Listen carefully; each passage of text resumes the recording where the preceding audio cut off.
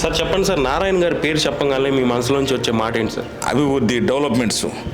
ఇక్కడ నారాయణ సార్ పేరు చెప్పంగానే ఎక్కడ పోయినా కూడా అయ్యా మా వీధికి రోడ్డు వేసాడు. ఈరోజు మా ప్రచారంలో మేము తిరుగుతున్నాం అంటే ఏ ఇంటికి పోయినా కూడా రండి సార్, మీరు రాబడలేదు, గతంలో మేము ఒక పొరపాటు చేసాము, ఇక ఆ పొరపాటు మేము సరిదిద్దుకుంటాం, మీరు రాబడలేదు, మీరు మీరు కాకపోతే కలవాలి కాబట్టి మిమ్మల్ని కలుస్తున్నాం అంటే మీరు రాబడలేదు, మేము మీకు మా ఎమ్మటుండి నడిచేదానికి సిద్ధంగా ఉన్నాము అని చెప్పి ప్రతి ఒక్కరు ముందుకు రావడం జరుగుతుంది. ఈసారి నారాయణ గారు 2024లో ఎమ్మెల్యే కానీ మినిస్టర్ కానీ అయ్యి ఉంటే నెల్లూరు సిటీకి డెవలప్మెంట్ మళ్ళీ చేస్తారా?